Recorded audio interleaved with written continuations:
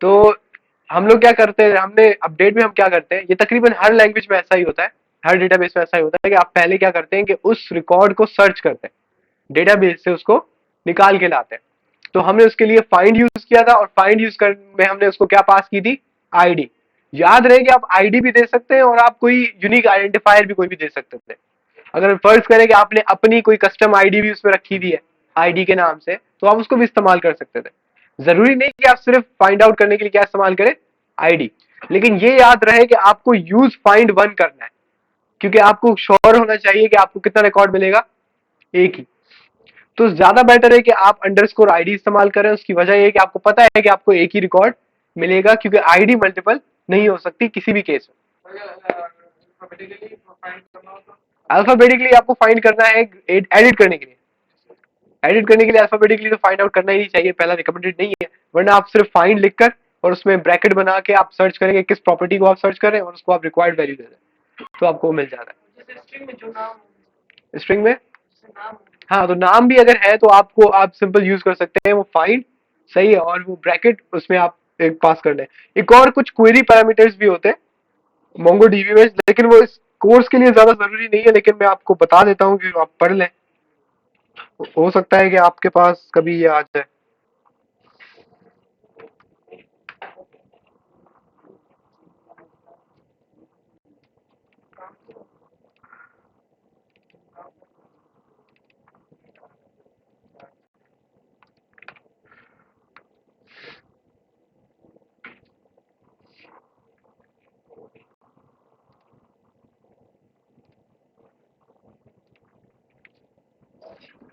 अब जैसे कि आप बेसिकली यहाँ पे क्या कर रहे थे, all users, user dot find आप कर रहे थे, ठीक है। तो बेसिकली यहाँ पर एक आपके पास क्वेरी पैरामीटर्स भी होते हैं, डॉट वेयर करके होता है, सही है, डॉट वेयर, उसमें डॉट जीटी होता है, उसमें डॉट लेस देन होता है, एलएस, ठीक है। तो ये आपके पास कुछ क्वेरी पैरामीटर्स भी हैं, ये इस कोर्स के लिए ज्यादा इंपॉर्टेंट नहीं है, लेकिन अगर आप सर्च करेंगे mongoose वेयर, तो ये बहुत इजी चीज है। आप कोई भी लिंक खोल लें, आपको ये बड़ा अच्छा सा दिखा देगा कहीं ना कहीं पे।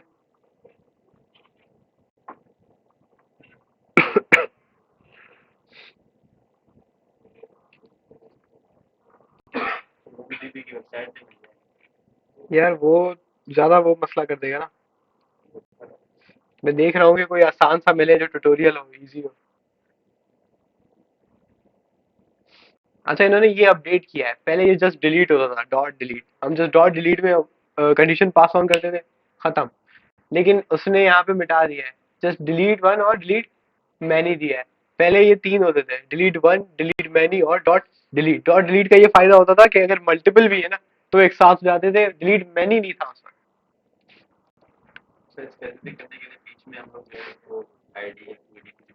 कुछ भी दे सकते हैं आप, वरना पहला वाला डिलीट होता है डिलीट वन में। ये ट्राई करना मैंने कभी किया नहीं, लेकिन हो जाएगा, क्योंकि अगर आप उसको कोई आइडेंटिफायर नहीं देंगे तो वो समझेगा कि सबको ही करना है। ये सारे, ये जो आपने यूजर मॉडल बनाया था ना, बेसिकली उसका दिखा रहे हैं कि आपके पास कौन कौन से क्वेरी पैरामीटर्स है। अच्छा, यहाँ पर ये वाला है अपडेट, अपडेट वन, ये बेसिकली क्रिएट के बराबर है, इसमें क्रिएट दिया हुआ है नहीं, ये क्रिएट की तरह ही है। नहीं, एक मिनट, अभी ये अपडेट रिप्लेस का मतलब है टोटली वो आपका डॉक्यूमेंट चेंज हो जाएगा, लेकिन अपडेट वन जो है ये रिप्लेसमेंट है डॉट सेव की। जैसे कि आपके पास जब आप रिकॉर्ड बना रहे थे, तो आपको मैंने बताया था आपके पास दो तरीके हैं, या तो आप पहले मॉडल न्यू करें, उसके बाद आप डॉट सेव को क्लिक कर वो मतलब चला दें तो वो बन जाता है रिकॉर्ड। उसका दूसरा तरीका होता है डॉट क्रिएट। डॉट क्रिएट में आपको मॉडल बनाना नहीं पड़ता, वो डायरेक्टली जस्ट आप उसे वो दे देते हैं, एक पैरामीटर दे देते हैं और वो जाकर उसको सेव कर देता है। लेकिन इसका एक नुकसान मैंने आपको बताया था कि ये कभी कभी जो वैलिडेशन है उसको बायपास कर जाता है। वैलिडेशन कौन सी वैलिडेशन, जो सबसे ऊपर जब हम स्कीमा बना रहे थे तो हम उसमें लिख रहे थे कि भाई ये रिक्वायर्ड ट्रू है, ये स्ट्रिंग होना चाहिए, सही, ये यूनिक होना चाहिए, सही है, ये फर्ज करें कि इस नंबर से इस लिमिट, आपने शायद लिमिट भी नहीं पढ़ी आपने, सही है। इसका बेसिकली लिमिट्स भी होती है, क्योंकि mongoose छोटा नहीं है। आपको जब डेटाबेस आप कर रहे हैं ना, तो आप इसमें जितना समझ लें कि इसमें डीप डाउन जाते जाएंगे आपको पता लगेगा इसमें और भी बहुत कुछ चीजें हैं, लेकिन ये आपको तब जरूरत पड़ेगी जब आप एक फुल फ्लैश बैकएंड डेवलपमेंट कर रहे होगे।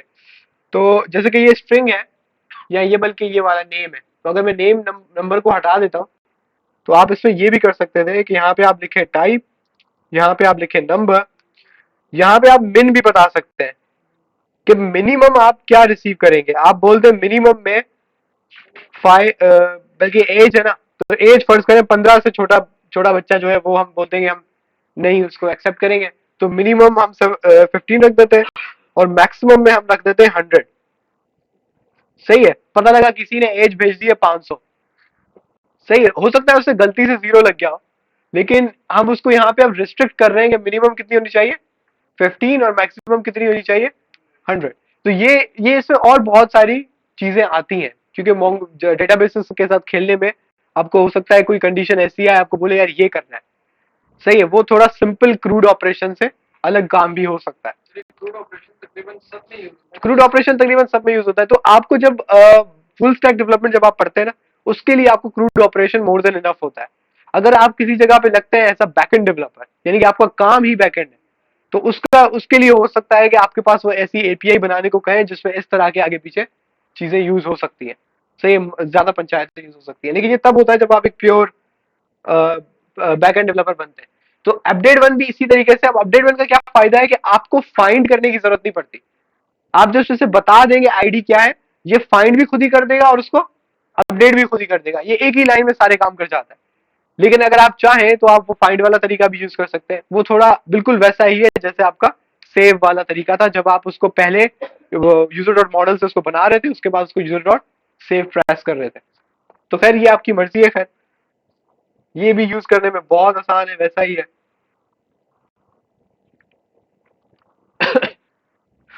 अब उसने बेसिकली देखें क्या किया हुआ है, यहाँ पे अपडेट वन में उसने पहले नाम दिया हुआ है, सही है, दूसरे पैरामीटर में बेसिकली वो बता रहा है कि चेंज क्या करना है, ये क्योंकि उसको आपको ये भी तो बताना है कि सर्च क्या करना है, आपने उसको बताया कि सर्च करना है जिसका नेम क्या हो, ये जो भी इसने लिखा हुआ है। दूसरे पैरामीटर में उसने उसको बताया है कि इस नेम वाला जो ऑब्जेक्ट है उसके अंदर चेंज क्या करना है, तो इसने एक ही लाइन में दोनों चीजें कर दी।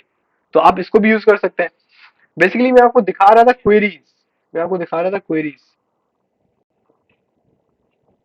इसमें तो डॉट डॉट डॉट वेयर तो उसने दिया ही नहीं है।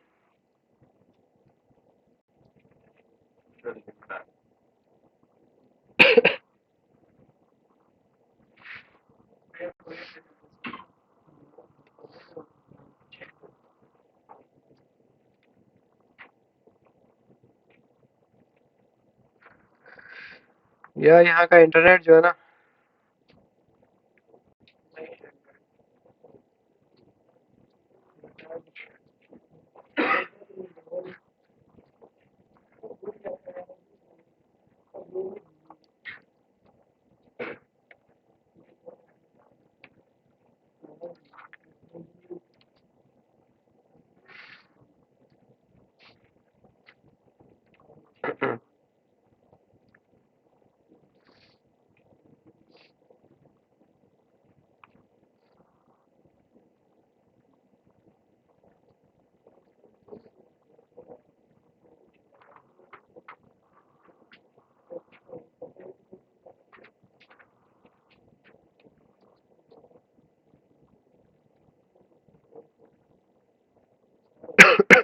वैसे इसने ये सिंटैक्स बताया हुआ है, हालांकि ये मैंने सिंटैक्स नहीं देखा पहले, लेकिन ये बड़ा इंटरेस्टिंग सिंटैक्स है।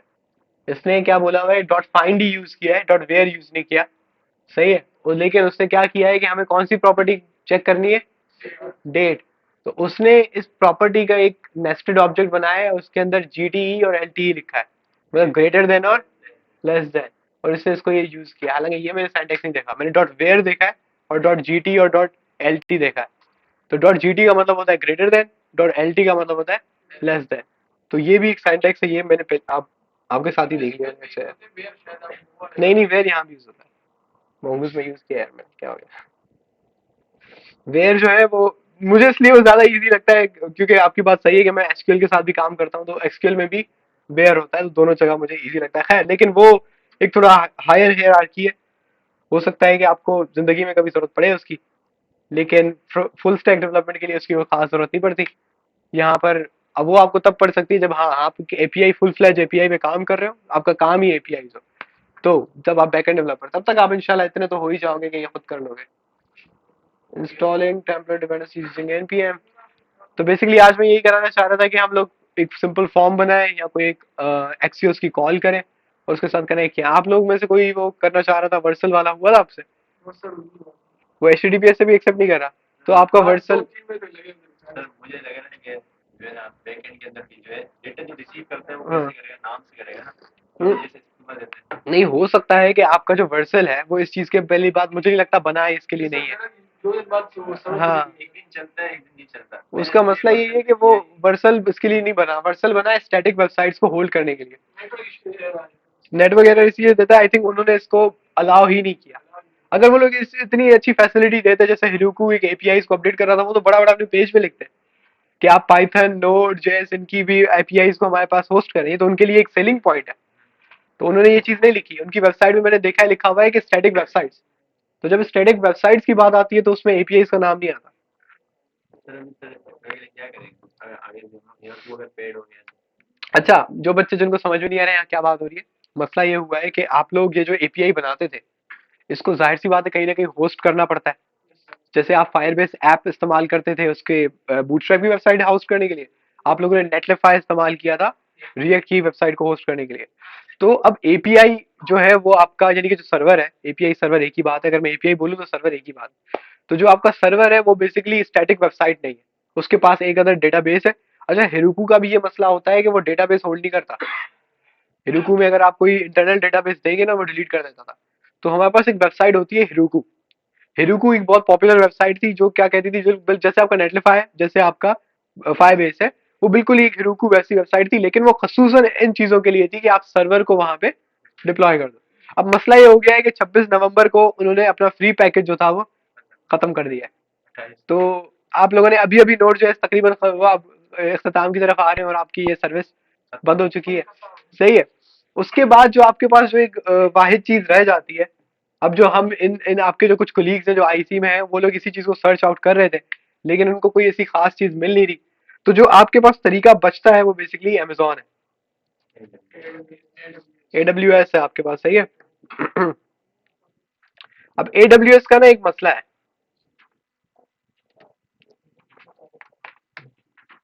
अच्छा, आप लोग तकरीबन सारे वो गूगल क्लाउड में, उसमें सॉरी क्लाउड में गए ना, तो आप लोगों का ताल्लुक तो इससे बहुत बहुत बढ़ेगा। तो इस पे क्लाउड के साथ कनेक्शन ज़्यादा है प्रोग्रामिंग का। भाई सारा क्लाउड ही एडब्ल्यूएस है, क्लाउड इसको क्या मसला है? हमारे ज़माने में ये पुराने गवर्नमेंट कोर्स हम साइंस हम सोच रहे थे, लेकिन हम चलो यार, मैं अपने कुलीग का अकाउंट इस्तेमाल कर लेता हूँ। मेरा अकाउंट पता नहीं क्यों नहीं खुल रहा। असल में मसला इसमें ये होता है कि इसमें कार्ड देना पड़ता है, आपके कार्ड के बगैर नहीं खुलता। लेकिन अब आप लोगों के पास बहुत एक अच्छी सर्विस है, साडा पे और नया पे है। तो घर जाके जो है वो सादा पे और नया पे की ऐप डाउनलोड करें।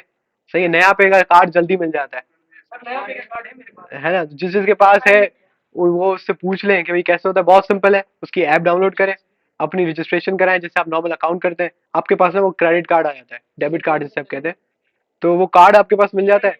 हाँ, इसकी जरूरत भी नहीं है, वो डिजिटली आपके मोबाइल में 2 घंटे के अंदर एक्टिव हो जाता वो 16 डिजिट का नंबर है है। तो 16 डिजिट का नंबर आता है उस पर, वो आपको क्लिक करें उस कार्ड को, आपके पास आता है। तो वो कार्ड नंबर, उसके अंदर एक्सपायरी डेट, ये दो चीजें चाहिए होती हैं, और सीएनएन नंबर, सीवीवी नंबर। क्या? तो आप 18 लिख दो, किसको क्या पता। अच्छा हाँ, शनाख्ती कार्ड का नंबर है। तो जो 18 लेस है वो अपने बड़े भाई अब्बा किसी का वो एनआईसी लेके उस पर बना दे। बस उसमें ये शर्त है कि नंबर यूनिक होना चाहिए, कभी पहले उसने करा हुआ नहीं है। जाहिर है। तो ये अब्बू का किया हुआ 12 महीने हुए हैं यूज किया हुआ, उसको दोबारा रिडीम नहीं कर सकते आप। अब प्रॉब्लम ये है कि आपने वो कार्ड लेना है और इस वेबसाइट पे आके साइन इन करना है, लॉग इन करना है, अपने साइन अप जैसे होता है सिंपल साइन अप, बहुत इजी इसका साइन अप है। फेसबुक की तरह इसका एक छोटा सा फॉर्म खुलता है। लेकिन असल मसला आता है जब वो नेक्स्ट पेज पे जाता है, फिर वो कार्ड मांगता है। तो कार्ड में आपको कार्ड नंबर, आईडी मतलब ये कार्ड, डेबिट कार्ड, तो कार्ड नंबर आपसे मांगता है, उसके बाद आपसे वो वैलिड थ्रू मांगता है, यानी कि आपका एक्सपायरी, फिर उसके बाद सीवीवी नंबर मांगता है जो कार्ड के पीछे लिखा हुआ होता है। तो आप वो नया पे करेंगे, नया पे ये सब कुछ दिखा देता है, कार्ड भी बना देता है आप। नहीं नहीं, पेमेंट ये करें, हाँ 200 $1 कितने का है? सर बीस 220 का है? सर नहीं मांग पैसे नहीं मांग रहा 12 महीने तक नहीं। नहीं नहीं, वो मांगता है। एक काम करिएगा कि 250 रुपये तकरीबन जो है ना उस अकाउंट में रखिएगा। आपके दोस्त के पास कोई अकाउंट हो ना, मीजान का, बैंक का, या साडा पे, नया पे, इजी पैसा, कुछ भी, उसको बस अपना वो अकाउंट नंबर दीजिएगा जो आपको नया पे दिखाए। वो बेसिकली आपका अकाउंट नंबर आपका मोबाइल नंबर ही होता है। तो आप उसको दीजिएगा, बोलिएगा यार ये 250 रुपये पैसे ले लो, 250 रुपये मेरे कार्ड में भेज दो। वो ये आपके कार्ड के पैसे लेता नहीं है। ये आपसे बस वो कभी कभी क्या करता है कि वेरिफिकेशन के लिए वो कट करता है, $1 कट करता है, फिर वो $1 वापस भेज देता है। वैसे 250 पूरे पूरे नहीं, 300 ही डलवा देना, क्योंकि टैक्सेस की वजह से हो सकता है वो टैक्सेस की वजह से 250 से ज्यादा हो जाए, क्योंकि डॉलर की प्राइसेस आगे पीछे होती रहती है। अभी मुझे पता लगा था कि डॉलर की प्राइस वैसे 220 है, लेकिन जो एक्सचेंजेस है वो 254 पे काट रही है, 254। सही है, तो 300 रुपये तकरीबन उस पर डलवा के वो आपके कहीं नहीं जाएंगे, वो आपके अकाउंट में ही पड़े रहेंगे। सही है। और ऑनलाइन कभी कोई परचेज करना हो तो वो आपके यूज भी हो जाएंगे। खैर, तो ये नजम साहब का अकाउंट है। तो नजम मेरा एक दो उधर ऑफिस में ही बंदा है, तो इसका चेक कर लेते हैं। तो इसकी एक सर्विस है, इसको ईबीएस कहते हैं हम लोग। अगर मैं होता आपकी जगह पे तो मैं ईबीएस कभी इस्तेमाल नहीं करता, क्योंकि ईबीएस पे आपका कंट्रोल कम होता है as compare to EC2। EC2 एक और सर्विस है इसकी जो कि मैं नॉर्मली इस्तेमाल करता हूँ, लेकिन वो पूरा लिनक्स है। आपको लिनक्स पे कनेक्ट करना पड़ता है, उसके अंदर एक एक चीज इंस्टॉल करनी पड़ती है, उसके बाद उसके अंदर रिवर्स प्रॉक्सी लगाना पड़ता है, फिर उसके बाद पूरा उसको सेटअप करके आपको स्टार्ट करना पड़ता है। सही है। अब जिसकी प्रैक्टिस होती है उसको 1 घंटा 1.5 घंटा लगता है, आपको अलहमदुल्ला 8 दिन लग जाएंगे। तो उसकी तरफ आप ना जाएं, बेटर है, क्योंकि आपको लिनक्स का मसला होगा, वो कमांड आपको सर्च करनी पड़ेगी, आपको समझ में नहीं आएगा वो सूडो वूडो क्या कह रहा है। सही है। हाँ, रिकॉर्डिंग। तो उसके बाद ये इलास्टिक बीन स्टॉक जो है ये एक इनकी सर्विस है। इनकी सर्विस बहुत कमाल की सर्विस है। अगर आप इसके पेज पर आएंगे तो आपसे क्या बोलेगा यहाँ पे, क्रिएट एप्लीकेशन। तो आप इधर क्रिएट एप्लीकेशन को क्लिक करेंगे, आपसे एप्लीकेशन का ये नाम पूछता है, जैसे कुछ भी बोलते हैं, बैकएंड बोल दें आप। सही है। की टैग्स को आप खाली छोड़ दें। अब वो प्लेटफॉर्म पूछेगा, प्लेटफॉर्म में आप उसको नोड बताएं। ये रही। सही है। तो अब आपसे पूछेगा कि मैं नोड जेएस जो है 16 करूंगा, और सर्वर कौन सा होगा आपका, Amazon लिनक्स होगा। आप इसको यहीं पे रहने दें, वैसे मुझे कोई फर्क नहीं पड़ता। यहाँ पे आपसे वो पूछता है आप क्या, नहीं नहीं नहीं, उससे कोई फर्क नहीं पड़ता। तो आपसे ये पूछता है कि अपलोड योर कोड या सैंपल एप्लीकेशन। ठीक है। तो अपलोड योर कोड में आपसे वो पूछ रहा है कि भाई लोकल फाइल्स है, तो आप यहाँ पे फाइल्स अपलोड कर दो, या आपके पास पब्लिक S3 की यूआरएल है तो आप उसकी यूआरएल भेज दो। S3 इनकी एक और सर्विस है। खैर, दोबारा से आपको ये पूछने की जरूरत नहीं है वो क्या है क्यों है। अब यहाँ से वो पूछ रहा है कि लोकल फाइल आप अपलोड कर लो ताकि मैं उसको क्या कर दूं, चला दूं। तो यहाँ पे अगर आपको पता करना हो कि इसकी सैंपल फाइल होनी कैसे चाहिए, तो आप इधर कर लो EBS नोड सैंपल फाइल्स। तो गिटहब पे आपको sample application for elastic beanstalk मिल जाता है। इसमें ज्यादा आपको गौर करने की जरूरत नहीं है। आपको देखना क्या चाहिए, सिर्फ पैकेज.जेसन में आप जाएंगे तो ये वाला जो कोड है ना ये जरूरी होता है। बेसिकली जो आपका जो ये पूरा EBS है वो किसको देखता है, इसको। सही है। वो देखता है कि भाई इधर इधर स्टार्ट में क्या लिखा हुआ है, वो इसी को ही चलाता है। ठीक है। दूसरा, आपको ये देखना होता है कि इसने पोर्ट नंबर क्या दिया हुआ है। तो आप app.js में जाए, आप app.listen को सर्च करें।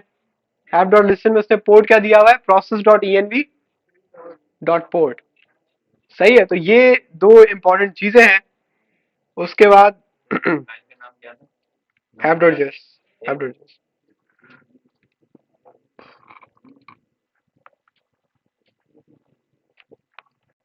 सही है। तो इसके बाद आप इसकी फाइल्स को आप अपलोड करें। वैसे मैंने पाइथन के लिए इसको इस्तेमाल किया है, मैंने कभी उसके लिए यूज नहीं किया। हम एक काम कर सकते हैं कि आप इसके नोड मॉड्यूल्स को हटा दो। क्या, डिप्लॉयमेंट के लिए यूज करता है इसको।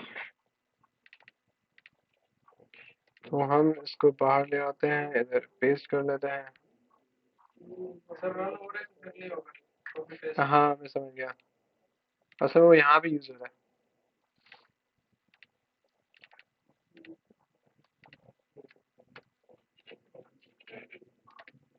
ठीक है, बैकएंड से मैंने ये निकाल दिया है। अब उसके बाद बेसिकली मुझे क्या करना चाहिए कि मुझे पैकेज डॉट जेसन में जाना चाहिए, और पैकेज डॉट जेसन में मुझे देखना है कि इधर स्टार्ट स्क्रिप्ट में क्या लिखा हुआ है, node server dot JS. Basically मेरी सर्वर नहीं है, क्या है, इंडेक्स डॉट जेएस था। तो मैंने इंडेक्स डॉट जेएस को यहाँ पे सेव कर दिया है। सही है, मेन फाइल भी मुझे यहाँ से बदलना चाहिए। क्या है मेरी main file, index dot JS है। सही है, ये मेरा काम हो गया इधर। और लॉक को इसको डिलीट कर दिया करें, ये रिस्की होती है, आपको कभी भी लेट हो गई।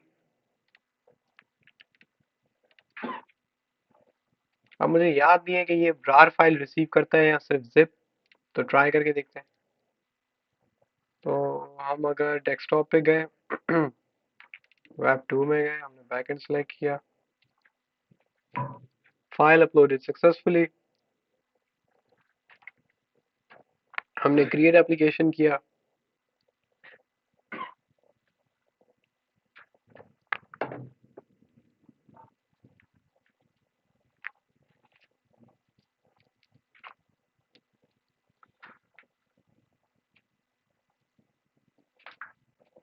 सर वो जो है ना सर्वर और ऐप जो इसमें मैंने देखा था कर रहा था ना, वो कह रहा था या तो सर्वर डॉट जेएस लिखो या ऐप डॉट जेएस लिखो, इंडेक्स को वो मना कर रहा हो सकता है, फिर देख लेना।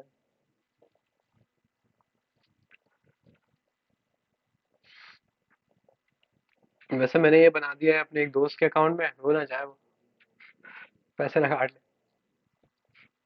वैसे ये नॉर्मली फ्री होता है, उसके एक एप्लीकेशन फ्री होती है एक कार्ड पे। तो ऐसा ना हो कि आपको लगे कि फ्री होगा, बनाते जाओ दो तीन। एक एक ही अलाउड है। सही है, एक ही अलाउड है। एक से ज्यादा करोगे पैसे कटेंगे, ये गलती मैं कर चुका हूँ। यार मेरे $30 कटे थे महीने में। तो मुझे नहीं लगता आपके कार्ड में इतने होंगे, तो वैसे आपको टेंशन की जरूरत नहीं। इधर इधर एरर आ जाता है कि है। ये जब कार्ड के अंदर जो है ना 19 रुपए रखे थे। तो वो ना बिलिंग बिलिंग में ना एरर आ जाता है। वो कहता है कि भाई आपके कार्ड में अंदर पैसे नहीं है, तो वो सर्विस डाउन कर देता है। हाँ, एक ही होता है अब। 12 महीने लिखा हुआ है, फ्री 12 वो 12 मंथ जो है वो उसकी लिमिट है। मतलब इस पूरे 12 महीने में एक। एक इंस्टेंस, हाँ। मुझे भी पहले लगा था 12 महीने में मैं जितनी बना लूं, तो मैंने 2 EC2 चला दी थी, तो 2 EC2 चल गई। तो असल में लगा हुआ भी मेरे दोस्त का कार्ड था, उसके कार्ड में पैसे भी थे, तो $30 जो थे वो चले गए। तो इस तरह की गलतियां भी हो जाती हैं। सर ये उसकी तरह है जैसे हम अगर कुछ भी पुश करेंगे वहाँ चेंजेस जाएगी। नहीं नहीं नहीं, वो आपको EBS कनेक्ट करना पड़ता है गेटअप के साथ, फिर होता है। बस।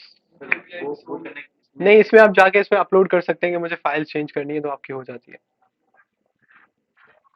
इसके अंदर गिटहब से नहीं करेंगे हम अभी।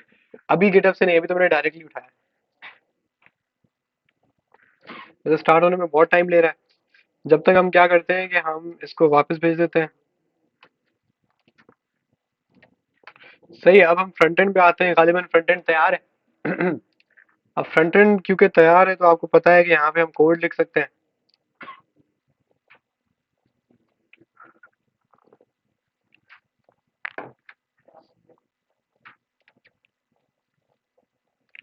और यहाँ पे आके हम npm स्टार्ट भी कर सकते हैं। रिएक्ट याद है, बिल्कुल भूल गए।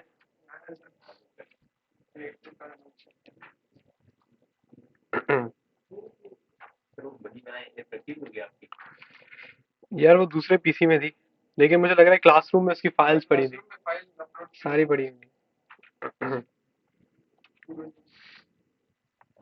जब तक ये चलता है तो हमें पता है कि हमें npm इंस्टॉल एक्सियोस चाहिए होगा, और क्या क्या चाहिए होता था रिएक्ट में। सर कॉन्टेक्स्ट यूज करेंगे। कॉन्टेक्स्ट एपीआई अभी तो नहीं जरूरत है, लेकिन चलो देख लेंगे।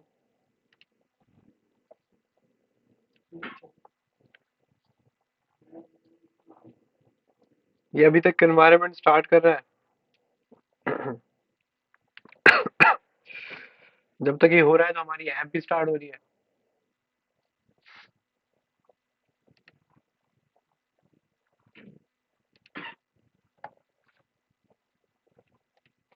हमारा एक्सियोस इंस्टॉल हो चुका है। क्लासरूम से हम लोग फाइल्स ले आते हैं अब।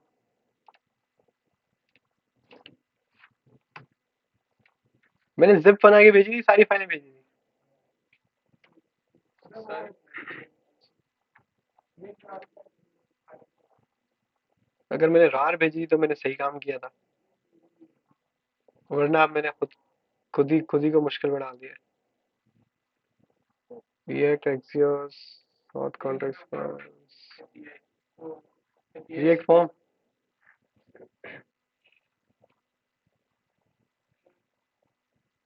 आई थिंक ये वाली है ना, ये वाली।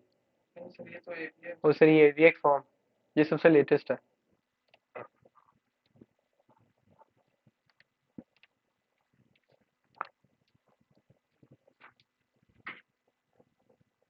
नहीं, ये तो एक ही है।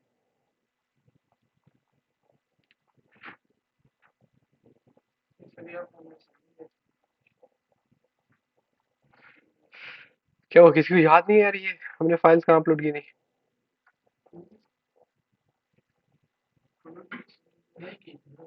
की भी हमने।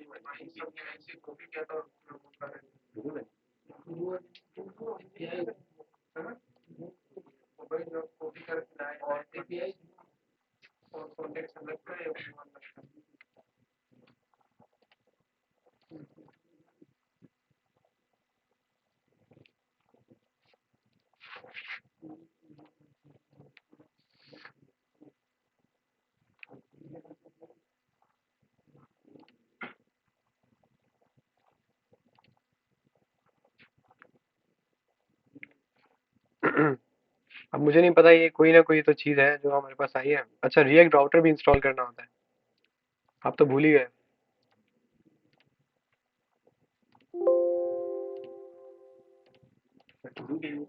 नहीं, npm install react router version पे भी आता @6 6 यूज कर रहे थे ना? अभी कौन सा लेटेस्ट चल रहा है? है 6.4 वो चेंज हो गया, सेम ही है, पता नहीं इसने कौन सा कर दिया। उसे 6.44 किया है। चलो देख लेंगे, अगर अलग हुआ तो हम लोग इसको फाइंड आउट कर लेंगे। Extract here.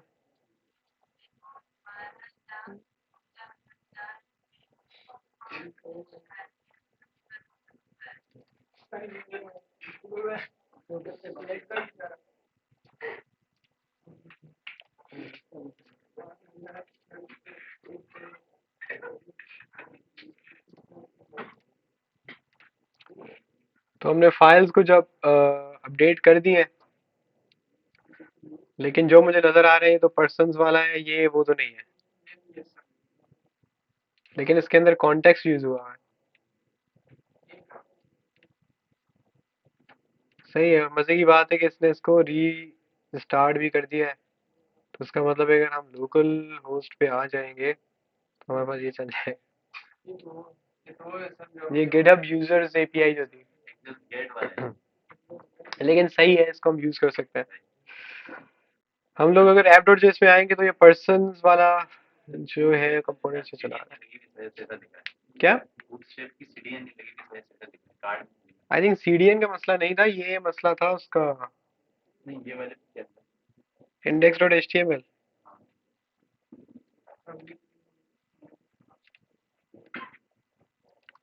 हाँ हम लोग बूटस्ट्रैप 5 यूज करते हैं। सीडीएन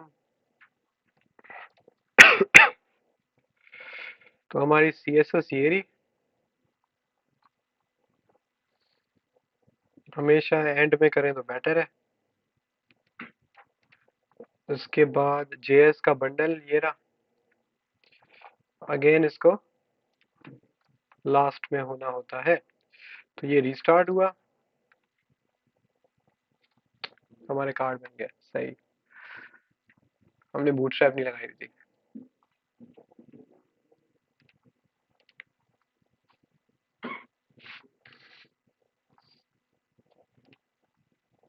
अब एक सिंपल काम करते हैं, हम अपने सर्वर को स्टार्ट करते हैं और उसके साथ इसको कनेक्ट करते हैं और वहां से डेटा उठा के लाते हैं, बल्कि इसके बजाय जो अभी ये वाला डेटा लगा हुआ है। क्योंकि इधर आसानी ये है इसमें कि अगर हम पर्सन कार्ड में जाएंगे, जिसको यूज कर रहा है हमारा कंपोनेंट पर्सन, ये वाला, तो आप देख रहे हैं कि हमने क्या किया हुआ है, सिंपल एपीआई को कॉल किया हुआ है जो कि गिटहब से आ रही है, लेकिन अब हमें डेटा कहाँ से उठवाना है, अपनी एपीआई से। ठीक है, तो हम चलते हैं अपने फोल्डर्स में। तो आपने देखा मैंने बेसिकली प्रोजेक्ट के अंदर क्या किया है, पहले हमारा मेन फोल्डर है, उसके अंदर हमने फ्रंट एंड और बैक एंड के दो फोल्डर्स बना लिए, और यही कन्वेंशन है, हम ऐसे ही काम करते हैं कि पहले हम फ्रंट एंड का एक फोल्डर बनाते हैं, दूसरा बैक एंड का, और दोनों एक साथ रखते हैं ताकि पता हो ये इसका सर्वर है, वो इसका फ्रंट एंड है। हाँ, अगर वो एपीआई है तो एपीआई लॉन्ली हो सकती है, क्योंकि हो सकता है एपीआई किसी और मकसद के लिए बनाई गई थी। लोकल यूज करेंगे या वही डिप्लॉयमेंट वाली कौन सी? अपनी वाली? फिलहाल लोकल, क्योंकि आपके दोस्तों ने लोकल नहीं यूज किया होना है। तो node index dot JS, right? तो हमने नोड इंडेक्स डॉट जेएस पे क्लिक किया तो हमारा सर्वर कनेक्टेड और उसके साथ डीबी कनेक्टेड। तो जब ये दोनों चीजें आ गई तो ज्यादा बेटर है कि हम पहले थंडर में जाएं और हम लोग ऑल यूजर्स को गेट करें। तो हमारे पास ऑल यूजर्स आ गए, राइट? तो इसको अब हमें उठा के लाना है, और वो जो हमने कार्ड्स का पेज बनाया है उसके साथ हमें इसको अटैच करना है। अब ये आ गया, इसका मतलब है हमारा सर्वर स्टार्ट हो चुका है, हमारा सर्वर डेटा भी फेंक रहा है, सब कुछ हो रहा है। सिर्फ फर्क कहाँ पर आएगा, फर्क आएगा यहाँ पे, ये जो यूआरएल है, ये हमारी यूआरएल यहाँ पे बदल जाएगी। यहाँ पे नॉर्मली HTTP आपको लगाना होता है ताकि उसको पता लगे HTTP है। तो आपने देखा कि मैंने एक्सियोस का वही कोड यूज किया है जो आपने रिएक्ट के लेक्चर्स में पढ़ा था, हमने कोई चेंज नहीं किया, हमने जस्ट आके गिटहब को हटा के क्या कर दिया है, ऑल यूजर्स। अब हमारे पास यहाँ पर लाइन नंबर 16 पे है कॉन्सोल लॉग। अब ये कॉन्सोल लॉग बेसिकली हमें बताएगा कि डेटा में आया क्या है, ये आया भी है या नहीं, या इसमें कुछ और भी होना बाकी है।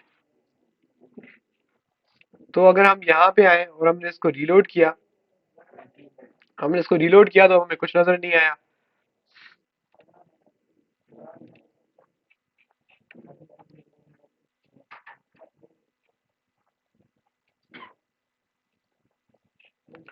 यहाँ पर अगर हमारे पास एक एरर आ रहा है, किसका?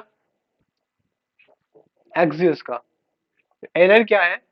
Access to XML HTTP request add फलाना ढिमकाना from origin this has been blocked by CORS policy. Main लफ्ज की क्या है? CORS policy. अब कोर्स पॉलिसी जो है वो बेसिकली हमारे पास भी आया था वो हेडर की वजह से। हाँ, लेकिन ये इसमें आप बेसिकली गूगल पे सर्च करें Node.js, या बल्कि एक्सप्रेस सर्च कर लें, एक्सप्रेस इनेबल कोर्स। अब क्या सर्च करें? इनेबल कोर्स, CORS बेसिकली एक इसकी फुल फॉर्म है, CORS। C से आता है क्रॉस, O से आता है ओरिजिन, R से आता है रिक्वेस्ट। सही है? तो ये क्रॉस ओरिजिन रिक्वेस्ट, उसको हम क्या कहते हैं?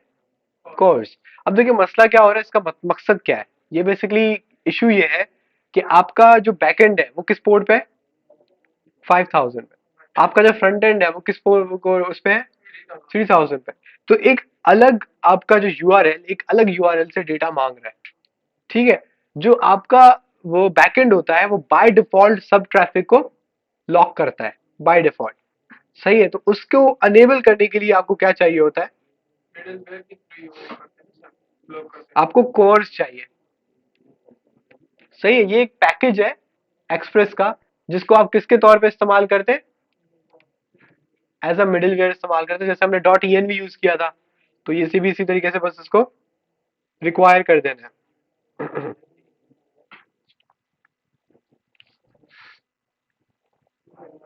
तो हमने ये वाली कमांड जो थी हमारी कॉपी की, और हम अपने बैकएंड पे जाएंगे।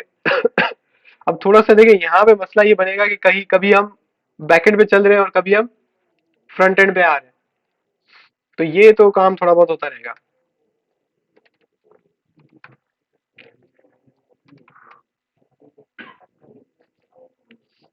तो हमारे पास एक और ये ओपन हो गया है। हम इसी के टर्मिनल में इंस्टॉल कर देते हैं अपना कोर्स का एक लाइब्रेरी। ये एक लाइब्रेरी है बेसिकली। तो हमने लिखा npm इंस्टॉल कोर्स।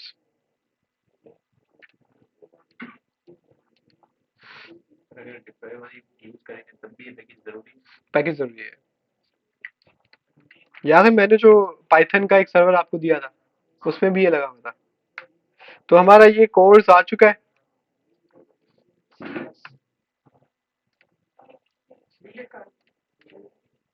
इसको हम यहाँ से बंद करते हैं, ये बहुत ज्यादा हो गया है। सही, हम यहीं से काम करते हैं।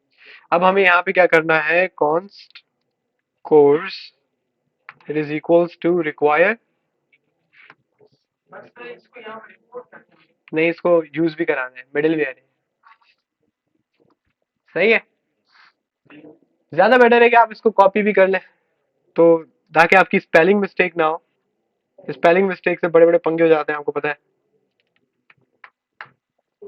ठीक है, उसके बाद जब आप इसकी नीचे वाली लाइन में देखेंगे तो यहाँ पे उसने क्या किया हुआ है, ऐप डॉट यूज कोर्स, मतलब वो मिडिल वेयर यूज करा रहा है। अब आपको पता है कि जब मिडिल वेयर में ये ना बताया हो कि ये किस राउट के लिए है, तो वो सारे के सारे राउट्स पे लग जाती है। तो ये सारे राउट्स पे कौन सा फंक्शन चला रहे हैं, कोर्स का। इसका मतलब है कि आप अपने सर्वर के जितने भी फंक्शंस हैं उसको पब्लिक के लिए ओपन कर रहे हैं। ये इसका ये मकसद है बेसिकली। तो यहाँ पे हम आए कहाँ पे, हमारा ऐप डॉट ये यूज हो रहे हैं सारे मिडिल वेयर्स। तो आपने इसको भी यूज करा दिया। आप यहाँ पर आए, आपने लिखा नोडमोन इंडेक्स डॉट जेएस, जिससे हम एक्सेस दे रहे हैं। जिससे हम बेसिकली एक्सेस ओपन कर रहे हैं दूसरे सर्वर्स के लिए। ये सर्वर टू सर्वर और front end to server communication open करता है बेसिकली। बाय डिफॉल्ट ब्लॉक होता है फॉर सिक्योरिटी रीजंस। अब हम अपने इस पेज पे जाते हैं रिएक्ट के, और हम इसको दोबारा से रीलोड करते हैं। सही है, वो खुला रहेगा। हाँ। अब देखिए वो वाला एरर हट गया, आपने नोट किया, जो कोर्स का इश्यू आ रहा था वो हट गया। इसका मतलब है अब आपकी जो एपीआई है उधर तक डेटा वो रिक्वेस्ट गई थी। अब हमारे पास जो लाइन नंबर 16 थी वहां पर बेसिकली एक्सियोस का रिटर्न आ रहा था, याद है आपको। लाइन नंबर 16 है console log item dot data, और ये किसके अंदर है, then के अंदर। इसका मतलब है कि जब ये यूआरएल ये गेट सक्सेसफुल होगा तो हमें यहाँ पर डेटा मिलेगा, console dot log item dot data. अब आप पीछे जाएंगे तो ये हमारे पास लाइन नंबर 16 से डेटा आया है। ये दो दफा क्यों आया है, किसी को याद है क्या, स्ट्रिक्ट मोड। उस बंदे ने बिल्कुल सही बताया कि जो आपके पास इंडेक्स डॉट जेएस पे लगा हुआ होता है रिएक्ट डॉट स्ट्रिक्ट मोड, वो बेसिकली एक आपके कंपोनेंट को दो दफा रीलोड करवाता है। तो इस वजह से ये दो दफा आपको नजर आ रहा है। तो यहाँ पे आप क्लिक करेंगे तो आपको एक बात नजर आएगी कि ये बिल्कुल वही डेटा है जो कि हमारे पास हमारे मोंगोडीबी में पड़ा हुआ था। सही है, तो अब हमारे पास जो ये वाला डेटा है, जो बेसिकली हमने कार्ड्स बनाए थे और डेटा फिलअप किया था, ये ये क्यों अभी हमें कार्ड सही से नहीं दिख रहे। जैसे उस डेटा को जैसे यूज करेंगे वैसे दिखेगा। यहाँ पर हम लोग जो हमारा आइटम है किधर है, वो पर्सन कार्ड, नहीं नहीं पर्सन डॉट जेएसएक्स, तो ये आइटम चल रहा है। इसको क्या क्या चाहिए, एवेटार यूआरएल, सही है, एक लॉगिन चाहिए, एक एचटीएमएल यूआरएल चाहिए। तो ये सारी चीजें आपको चाहिए। एक इमेज वाली भी थी, वो एवेटार यूआरएल थी मेरे ख्याल से। ये आइटम डॉट लॉगिन उसका बेसिकली नाम था, ये वो लॉगिन नहीं है, ये बंदे का नाम था। क्योंकि हम ये कौन सी एपीआई यूज करें, गिटहब एपीआई, तो उसके अंदर ये वाली फील्ड्स थी। अब देखो, अब आपके पास जो आपका फ्रंट एंड है उसकी डिमांड है कि उसको क्या क्या चाहिए, एवेटार यूआरएल, उसको लॉगिन चाहिए, और उसको एचटीएमएल यूआरएल, तीन चीजें उसको चाहिए। और कुछ तो नहीं चाहिए, नहीं चाहिए। तो इसको ये तीन चीजें चाहिए, लेकिन हम लोग क्या भेज रहे हैं, नेम और एज, जो कि सेंस नहीं बनाता। तो अब हमें अपने बैकएंड को इसके मुताबिक एडजस्ट करना पड़ेगा ताकि यहाँ पर जो हमारा डेटा है इधर भी नजर आए। अब हम क्या करेंगे, इधर ये हमारा बैकएंड है, अब ये हमारा क्या था, स्कीमा था। अब इस स्कीम, इसको थोड़ी देर बंद करते हैं वरना ये थोड़ी देर में पागल हो जाएगा, बोलेगा पता नहीं क्या हो रहा है। सबसे पहले तो हम लोग डीबी बदल देंगे, डीबी बदल देंगे तो सारा डेटा चेंज, सही है। और जो हमारा मोंगो एटलस है वो हमें मना तो नहीं करता आप जितनी डीबीज बना लो, तो मैं डीबी इसका बदल के करता हूँ रिएक्ट बैकएंड। असल में ये मसला ना कर दे, आप सिर्फ लिख लें रिएक्ट बैकएंड। मैंने एक नई डीबी बना ली, उसका नाम रख लिया रिएक्ट बैकएंड। अब जो नीचे हमारे पास मॉडल है, मॉडल का नाम होता है माई यूजर्स, सही है माई यूजर्स रहे, मुझे कोई मसला नहीं है। अब हम जाते हैं यूजर स्कीमा में, तो यूजर स्कीमा में ये पूरा जो कार्ड है इसको आप पहले खाली करें, ठीक है। अब आपको सबसे पहले चाहिए एवेटार, बल्कि आप इधर फ्रंट एंड में आए, इसको डिट्टो कॉपी मारे। आपको चाहिए एवेटार यूआरएल, ठीक है। इसको पहले मैंने इधर ऐसे ही लिख दिया। उसके बाद मुझे चाहिए एक लॉगिन जिसमें बेसिकली नेम जाएगा, सही है। तो मैंने कहा लॉगिन, और उसके बाद मुझे क्या चाहिए, HTML URL जिसके अंदर उसके पेज की बेसिकली URL जाएगी, गिटहब वाली। हम एक काम करते हैं, हम यहाँ पे जाते हैं api.github.com/users,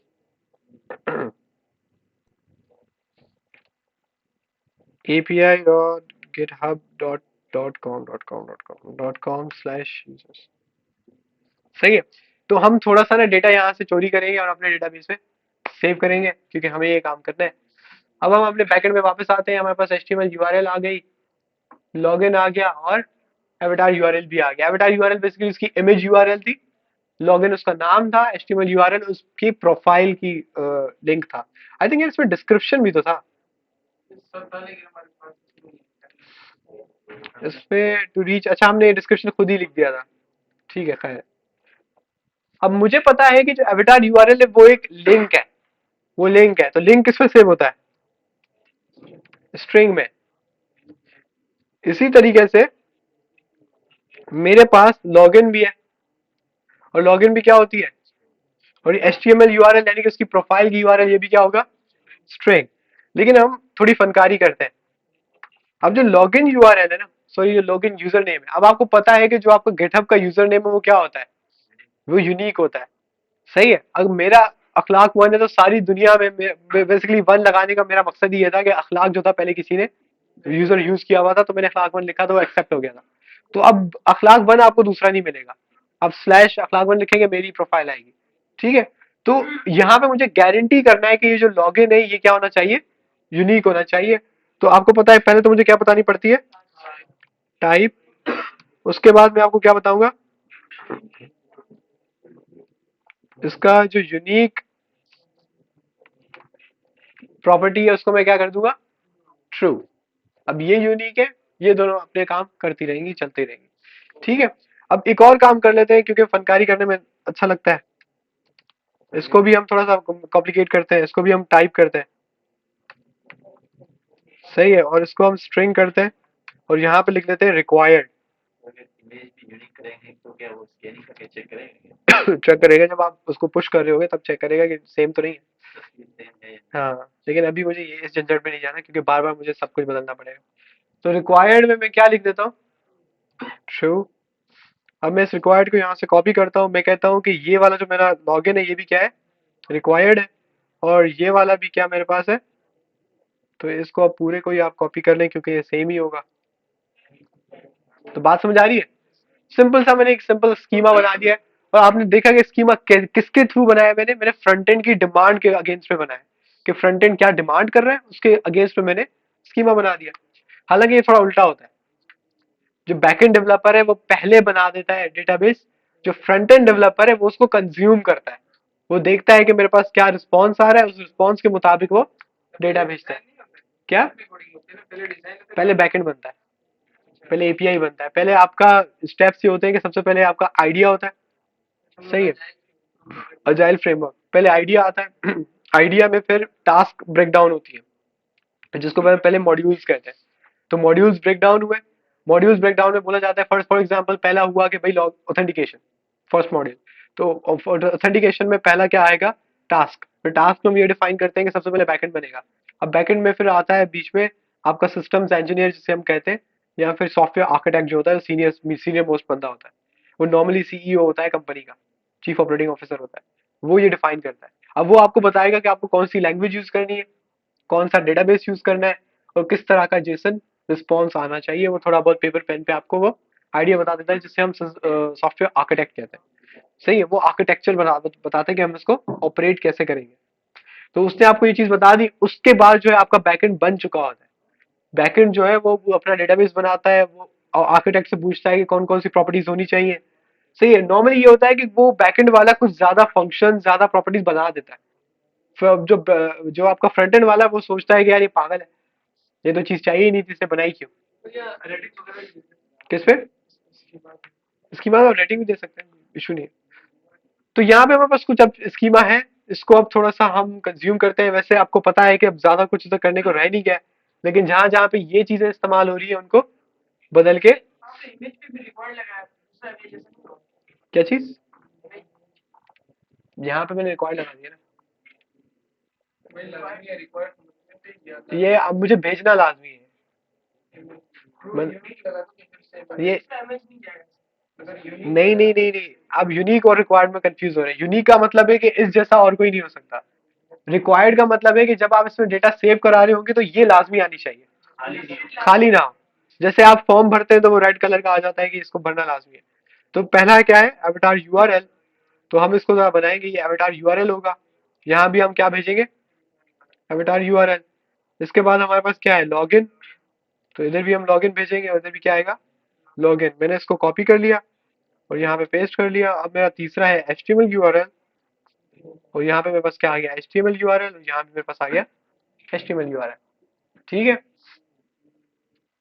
तो ये और कहाँ यूज हो रहा है, ये फाइंड में तो वो सब कुछ भेज देगा। सही है, अब यहाँ पे ये मेरे पास फाइंड वन। अब फाइंड वन मैं चाहता हूँ ये हमेशा यूजर नेम से फाइंड करे। बात समझ आ रही है? सही है, क्योंकि लॉगिन हमारा बेसिकली यूजर नेम है। अब अपडेट यूजर में बॉडी डॉट आई डी लाजमी आएगी, इसको बदलने का जरूरत नहीं है, ये कोड सेम रहेगा। अब और नीचे आ रहे हैं बॉडी डॉट आई डी, ये भी चेंज नहीं होगा, ये यहाँ पे चेंज होगा। ये क्या है, डिलीट है। चलो खैर, अभी हमें डिलीट की जरूरत भी नहीं है, इसको हम बाद में देखेंगे। कहाँ पे? नहीं, उसको हम बाद में देखेंगे, वो तो अपडेट है, अपडेट को हम बाद में देखते हैं। तो अभी हमने सिंपल एक स्कीमा बना लिया। इससे अब हम पहला यूजर ऐड कराने जाएंगे, क्योंकि यूजर नहीं होगा तो फायदा नहीं है। सबसे पहले मुझे इसको चलाना पड़ेगा, नोड इंडेक्स डॉट जेएस, और ये चल चुका है। अब हम थंडर क्लाइंट में आते हैं। थंडर क्लाइंट में हमारे पास सेव यूजर है। अब सेव यूजर में सबसे पहले मुझे क्या देना है, हम पहले स्कीमा को सामने रख लेते हैं। तो पहले मुझे एवटार यूआरएल देनी है। सही है, सेकंड में मुझे क्या देनी है, लॉगिन। और तीसरा क्या होगा, एचटीएमएल यूआरएल।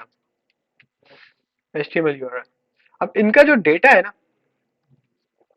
वो थोड़ी कहानी है।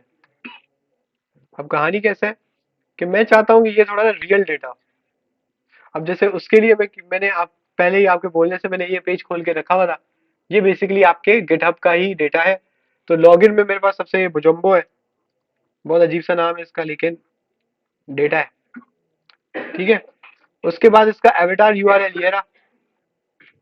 हम डिटो छापते हैं, इधर इसको एवेटार यूआरएल दे देते हैं। सही है, और उसके बाद हमारे पास एचटीएमएल यूआरएल मेरा ये रहा,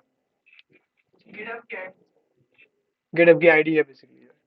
तो मैंने ये कर दिया। अब मैं क्या करता हूँ, इसको मैं भेजता हूँ, क्योंकि मेरा सर्वर चल रहा है, डीबी कनेक्टेड है, मैं इसको भेजता हूँ। तो ये मेरा डेटा सेव हो चुका है मेरे बैकएंड पे, और उसको आईडी भी असाइन हो चुकी है। सही, क्योंकि आपको याद है कि ये मैंने सिंपली रिटर्न कराया था ये चेक करने के लिए कि क्या डेटा सेव हुआ है। अब हम यूजर नंबर 2 पे जाते हैं। अब यूजर नंबर 2 में डिफंक है। अब डिफंक में मुझे पता है ये चेंज होगा, ये चेंज होगा, और उसकी फाइनली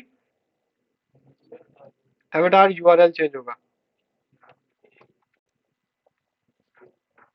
तो मजे की बात है, अगर आप इसको 2 कर दो तो एवटार यूआरएल इसकी चेंज हो जाएगी। ये 2 पे आ गया, सिंपल। सही है, तो इसको भी अब हम अपने डेटाबेस में भेज देते हैं। मैं इसको सेंड में क्लिक करूंगा तो ये मेरे पास डेटा जा चुका है।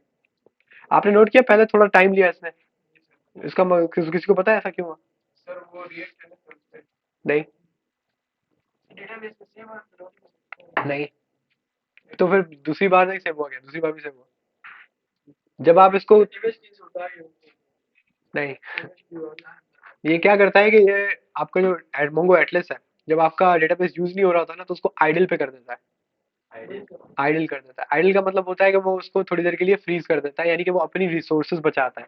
सही है, तो जैसे ही फिर आपको उसको रिक्वेस्ट होती है कि यार मुझे ये वाला डेटाबेस से डेटा उठाना है, तो उसको दोबारा से अप करता है, लेकिन वो अप करने में थोड़े सेकंड्स लगते हैं, जिसकी वजह से आपको ये डिले आएगा। हिरोकू जो है वो भी आइडल करता है, अब तो खैर आप उसको इस्तेमाल नहीं करेंगे, लेकिन जब हम उसको इस्तेमाल करते थे, जब हम उसको इस्तेमाल करते थे तो वो आइडल से आने में 15 सेकंड लेता था। सही है, लेकिन उसकी कुछ टेक्निक्स होती थी, हम लोग पिंगर लगा देते थे, हम भी बहुत स्थान है। पिंगर क्या करता था कि कोई यूजर हो ना हो, उसको हर 5 सेकंड के बाद हिट करता रहता था, यूआरएल हिट करता रहता था बस। उसका काम ही है था, पिंगर कहते थे उसे। तो वो क्या करता था, अब हर 5 सेकंड के बाद क्योंकि रिक्वेस्ट जा रही है तो रुकू को लग रहा है कि इसकी कंजप्शन हो रही है, तो उसको आइडल नहीं करता था, सोने नहीं देता था। अब क्योंकि प्रॉब्लम ये है कि अगर आपका वो आइडल हो गया और आपका कोई यूजर आया, तो उसको डेटा आने में कितना टाइम लगेगा? 15 सेकंड। तो ये बहुत डिजास्टर्स होता था। खैर, पुराने जमाने बड़े अच्छे थे। बहुत बुरी चीज है कि आप लोग उस फ्री सर्विस के मजे नहीं लेंगे। हमने तो फ्रीलांसिंग में भी बहुत कमाया है इससे। मैंने बताया था ना कि मेरा पहला काम ही हिरोकू पे था, डिप्लॉयमेंट। तो खैर ये फाइव जेट को भी हम भेज देते हैं, ये भी चाह चुका है। एक आखिरी एक और उठा लेते हैं, वाई कैट्स, और यहाँ भी देते हैं वाई कैट्स, और ये जा चुका है। एक मैं अपना भी दे देता हूँ, और लेकिन तस्वीर पता नहीं वो किसकी भेज देगा। तस्वीर का आपका नाम ना है। खैर हो गई, ये 3 की जगह हम दे देते हैं और हम ये सेंड कर देते हैं। अब हमारे पास कुछ डेटा है जो हमारे सर्वर पे है, जा चुका है, सेव हो चुका है।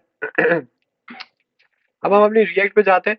इमेज जो उठा रहा है हाँ, किसी अलग सर्वर से डाल ये अपने गेटअप के ही सर्वर से उठा रहा है।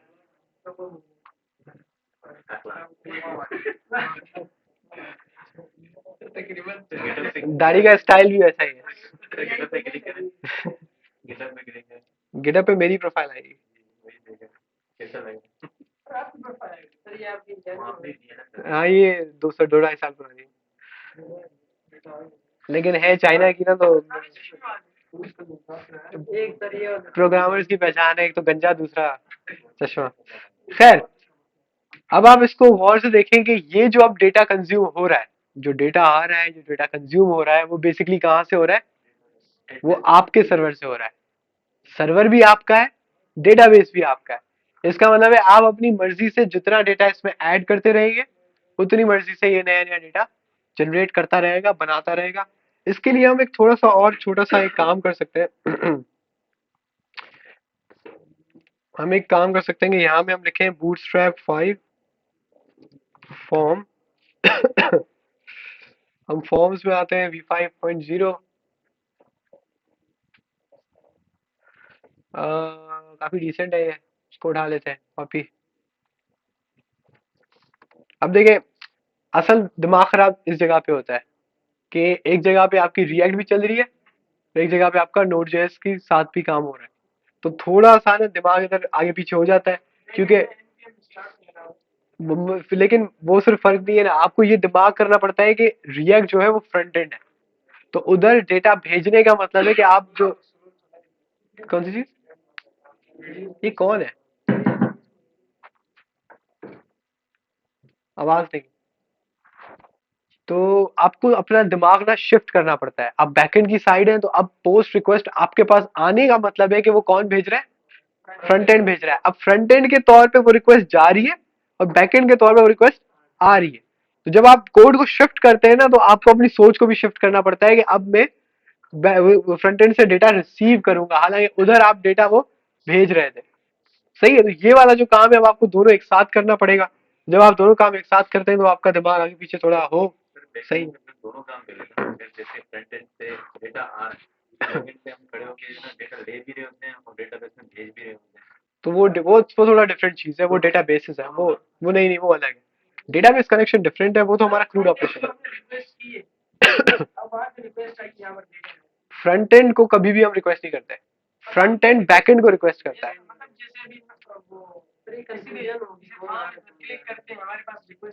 हाँ, हमारे पास रिक्वेस्ट आई बैक फ्रंट एंड से। हाँ, यहाँ पे पोस्ट कर रहे हैं ना, फर्स्ट करेगा हम पोस्ट रिक्वेस्ट आई थी, तो जो जवाब आएगा वो भी पोस्ट रिक्वेस्ट में ही आएगा, क्योंकि डिपेंड करता है कि फ्रंट एंड वाला कौन सी रिक्वेस्ट पे आ रहा है। सही है, सर्वर कोई रिक्वेस्ट कर नहीं सकता, ये बात दिमाग में बिठा ले। वो पोस्ट है, लेकिन अब वो पोस्ट किसने की, वो फ्रंट एंड ने की, तो जो बैकएंड के पास रिसीव हुई वो भी पोस्ट आई, और जो उसका जवाब आएगा वो भी किसमें आएगा, पोस्ट आएगा। तो एक तरह से ना वो उसी रिक्वेस्ट को घुमा के उसके साथ जवाब जोड़ के वापस भेज देता है। समझ रहे, मतलब डिब्बा वही है जो कि वो आपका फ्रंट एंड भेज रहा है, डिब्बा बनाने वाला काम फ्रंट एंड का है, बैकएंड जो है वो जस्ट उसका जवाब जो है वो लिखकर डब्बे में डाल के और वापस भेज देता है, उसको कुछ नहीं करना। क्या गेट रिक्वेस्ट होती है तो उसके अगेंस्ट में आपको एचटीएमएल पेज नहीं दिखता, एचटीएमएल पेज हो जाता है, जेसन हो जाता है और रिसीव होता है। ठीक है, तो थोड़ा सा थोड़ी थोड़ी प्रैक्टिस की जरूरत है इस पे, लेकिन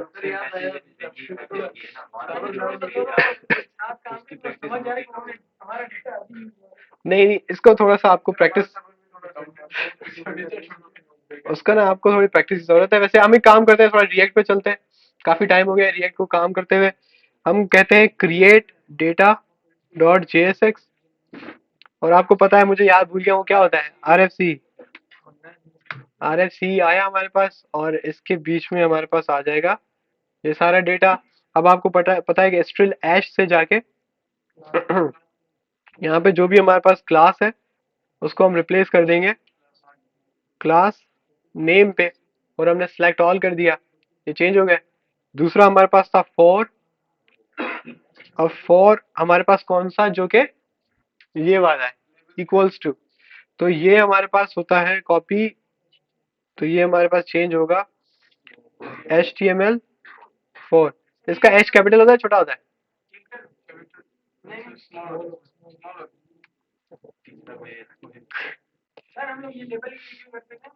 किसके लिए, लेबल के लिए फॉर क्यों करते थे, तो फॉर होता है तो इधर एच, क्योंकि फॉर जो है फॉर लूप है ना, तो जावास्क्रिप्ट उसको फॉर लूप समझ बैठता है, तो आपको फॉर लगाना लाजमी है।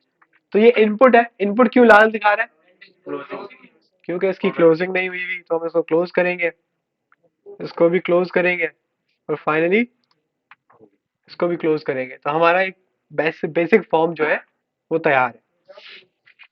अब आपको पता है कि आपके पास यहाँ पर यूज स्टेट का कुछ चक्कर था, हम कहते थे इंपोर्ट, बल्कि यहाँ पे इंपोर्ट करने की जरूरत नहीं है क्योंकि ऊपर रिएक्ट इंपोर्ट हुई भी है, तो हम यहाँ पे ये करेंगे और उसको बोलेंगे क्या, यूज स्टेट। ठीक है, क्या, हाँ सही है, लेकिन कन्वेंशन अच्छी है, खुद कर ले, याद रहता है। यूज स्टेट हमने यहाँ पे बनाया। अब मुझे यूज स्टेट बेसिकली जो चाहिए होगा, इक्वल्स टू, ये कॉन्स्ट आएगा आपको पता है, और यहाँ पे इसके वेरिएबल आएंगे। तो मुझे, मेरे पास कितने इन बॉक्सेस हैं, इनपुट बॉक्सेस मुझे कितने चाहिए, 3 चाहिए, तो मेरे पास यहाँ पे यूज स्टेट कितनी बनेगी, 1 2 और 3। सही है। तो पहले में मेरे पास लॉगिन आएगा, तो यहाँ पे आएगा सेट लॉगिन। दूसरे में मेरे पास क्या आएगा, उसको हम कह देते हैं इमेज यूआरएल, जरूरी थोड़ी हम वही दें, सेट इमेज यूआरएल। वैसे ज्यादा अच्छा है कि ये हटा दें, इसकी जगह पे क्या लगा दें, ये। उसके बाद फाइनली हमारे पास क्या है, HTML URL और set HTML URL, और बाय डिफॉल्ट इनमें कुछ भी नहीं आएगा, सिर्फ एम्प्टी स्ट्रिंग आएगा। इसके बाद ये वाला जो है, इस पे हम क्या लगाते थे, ऑन चेंज करते थे। ऑन चेंज में मैं एक फंक्शन डिफाइन करता था, जिस फंक्शन में मुझे क्या मिलता था, ई मिलता था, और यहाँ पर मैं करूंगा सेट, बल्कि इसको मैं उठा के ले आता हूँ कोई गलती ना हो, और यहाँ पे मैंने डायरेक्टली कर दिया E dot target dot value. ठीक है, अब हम क्या करते हैं कि इसको छापते हैं, और ये मेरा दूसरा इनपुट है पासवर्ड वाला, इसके अंदर मैंने ये पेस्ट कर दिया। सिर्फ यहाँ पे फर्क क्या होगा कि लॉगिन की जगह सेट इमेज यूआरएल होगा। हमने इसको फिर से छापा, लेकिन थोड़ी सी गलती हो गई। तीसरा इनपुट क्या है? चेक बॉक्सेस है, लेकिन इस चेक बॉक्स के हम ऐसी की तैसी कर देंगे, टेंशन नहीं लो। यहाँ पे हम लोग HTML URL को कॉपी कर रहे हैं, और यहाँ पे हमारे पास क्या आ गया? HTML URL। तीनों चीजें हो गई। ईमेल को क्या हो जाएगा? Type text. और हमारे पास इस वाले इनपुट को क्या हो जाएगा? दोबारा से टेक्स्ट, और इसको भी क्या हो जाएगा? टेक्स्ट। सही है। अब इस बटन पे ऑन क्लिक लगता था, सबमिट वाले बटन पे।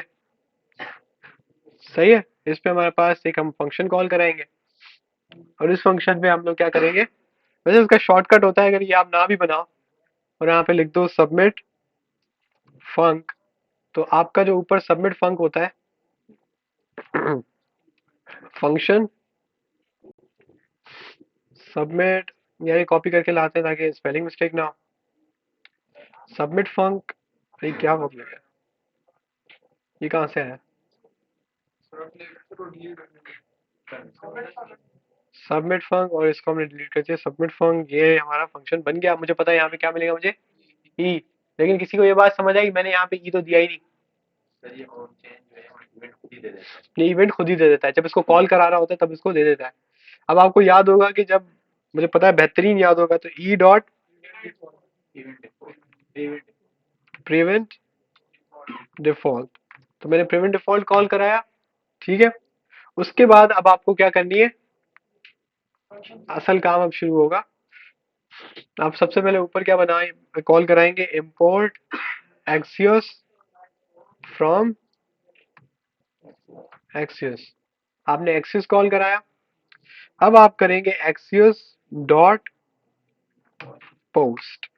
अब असल काम शुरू होता है। ठीक है। तो आपको तीन चीजें चाहिए: यूआरएल, डेटा, और तीसरी हेडर। सबसे पहले आएगा यूआरएल। यूआरएल में बहुत आसान है। यूआरएल आप यहाँ पर आए, और इसमें जो सेव, बल्कि वो कौन सा कहा गया? थंडर थंडर थंडर, जो हमारा सेव यूजर था, ये वाला सेव यूजर, ये पोस्ट रिक्वेस्ट थी, याद है? तो मैंने इसका लिंक कॉपी किया, और मैं अपने क्रिएट डेटा में आया, उसको मैंने छाप दिया। इसके आगे HTTP लगाना ना भूलें। एस लगाने की जरूरत नहीं है। एस लगाओगे चलेगा ही नहीं। एस का मतलब है सिक्योर्ड, और वो 443 पोर्ट नंबर पे जाता है। आपके पास 443 पोर्ट नंबर है ही नहीं। तो इसके बाद हेडर्स। सही है, लेकिन एक मुझसे गलती हुई है यहाँ पे। यहाँ पे मेरे पास कॉन्स जाएगा। सही है। और यहाँ पे मेरे पास क्या आएगा? कॉन्स्ट, वरना आपका नॉर्मल जावास्क्रिप्ट इस पे एरर नहीं देता, लेकिन रिएक्ट देता है। Headers it is equals to, हम यहाँ पे करेंगे, और हमारे पास क्या आएगा? कंटेंट। अल्लाह खैर करे, हम लोग सही लिख लेंगे। स्मॉल में लिखा था तो गलती है। हाँ, मुझे तभी मैंने कहा बड़ा बड़ा लिखो। जैसे एप्लीकेशन जैसे मेरे पास यूआरएल आ गया, मेरे पास हेडर आ गया। अब मेरे पास फाइनली क्या चाहिए? Const data. अब जो कॉन्स्ट डेटा है, अब मुझे ये खास ख्याल रखने की जरूरत है कि मेरा जो सर्वर है वो क्या रिसीव करता है। ये बहुत लाजमी है। जैसा मैंने कहा कि पहले सर्वर बनता है, उसके बाद ये बनता है। तो ये लिखना बहुत जरूरी है। लोकल वेरिएबल मेरा जो भी है उससे कोई फर्क नहीं पड़ता। ये फर्क पड़ता है कि आप डेटा में भेज क्या रहे हो।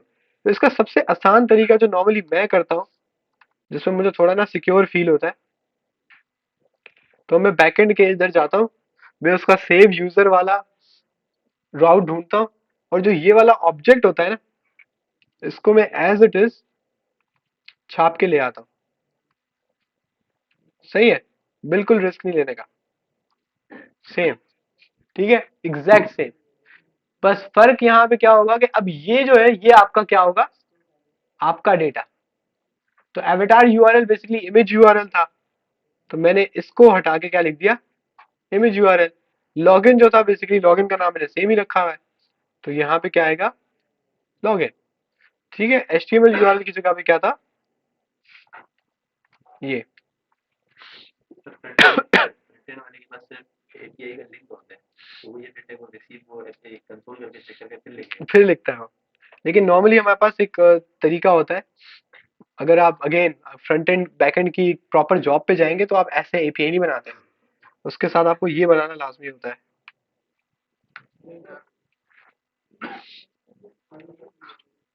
नोड जेएस के साथ आप इसको अटैच करते हैं स्वैगर एपीआई। अगर आपकी इंटरनल टीम है, मतलब फ्रंट एंड वाले आपकी कंपनी के अंदर है, फिर आपको परेशानी ज्यादा नहीं होती। लेकिन जो एक्सटर्नल टीम होती है ना, मतलब कि अब आपकी कंपनी से बाहर फ्रंट एंड एक और कंपनी हैंडल कर रही है, तो वो आपको ऐसे नहीं जाने देगी, आपको बोलेगी ये बना के दो। ठीक है, क्योंकि मजे की बात है कि मैंने भी बहुत कंपनियों में ऐसे तंग किया हुआ है। तो मैं उनको बोलता था भाई मैं, मेरे पास इतना टाइम नहीं है जो मैं एक एक जाके कंसोल लॉग करा के मैं चेक करूं, मुझे क्या दो, स्वैगर दो। अब स्वैगर का एक आपके पास लिंक आ जाता है जिसमें आपके सारे राउट्स पहले से डिफाइंड होते हैं। ना सिर्फ राउट्स डिफाइंड होते हैं, साथ में ये भी बताया हुआ होता है उसका स्टेटस कौन सा है, मतलब सॉरी इसका एचटीटीपी मेथड कौन सा है। ना सिर्फ ये बताया हुआ होता है, बल्कि आप उसको जब क्लिक करते हैं तो आपको ये बताएगा कि जो रिसीविंग ऑब्जेक्ट है वो कैसा दिखना चाहिए। तीनों चीजें एक साथ, इसको हम लोग स्वैगर यूआई कहते हैं। इसमें बिल्कुल नहीं, आप गारंटीड है कि ये हो जाता है। वो हमें लिंक देगा कि हमको इस वेबसाइट बस आपको बस वो लिंक देता है, आपको वो बेसिकली एपीआई के बारे में कुछ नहीं बताता, आपको बस मैसेज में भेजता है वो स्वैगर का लिंक, कहता है जाके चेक करो। इवन आप इसको यहाँ पे ट्राई आउट भी कर सकते हैं। या आप करेंगे, आपने इसको कहा ट्राई आउट, ट्राई आउट पे आपने क्लिक किया और आपने एग्जीक्यूट को क्लिक किया, तो यहाँ पे आपका एपीआई का रिस्पॉन्स आता है इधर, रिस्पॉन्स बॉडी। समझ रहे हैं?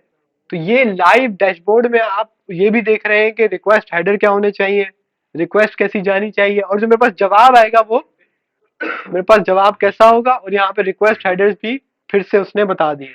उसको एक और चीज चाहिए एपीआई की और ऑथराइजेशन। हेडर्स में उसको कुछ चीजें ज्यादा चाहिए। बैकएंड वाले से कहा जाता है। ये बैकएंड वाले से कहा जाता है। एक दफा एक बैकएंड वाले ने एक गलती कर दी थी, उस पर मेरा और उसका पड्डा हो गया था। तो उसने ये जो ये बताई है ना, ये बिल्कुल आपको अलग से लिखना पड़ता है। इसका पूरा कोडिंग का एक तरीका है जिसे आपको लिखना पड़ता है। अगर आप ये करेंगे एक्सप्रेस स्वैगर, तो आपके पास एक्सप्रेस का पैकेज आ जाता है इसका।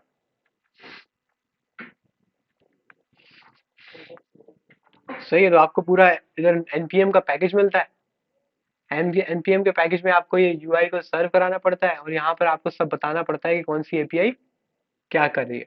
अब उसने मिस्टेक क्या कर दी थी कि उसने जो यहाँ पर रिक्वेस्ट ऑब्जेक्ट बताया हुआ था, उस रिक्वेस्ट ऑब्जेक्ट में उसने एक चीज मिस कर दी थी। उसकी प्रॉपर्टी नेम कुछ और जाना था, उसने यहाँ पर कुछ और लिखा हुआ था। जो जब मैंने कुछ और भेजा तो उसने यही मंगूज यूज किया हुआ था। तो मंगूज का नहीं, वो ऑटोमेटेड मैसेज आ जाता है कि ये चीज ये होनी चाहिए।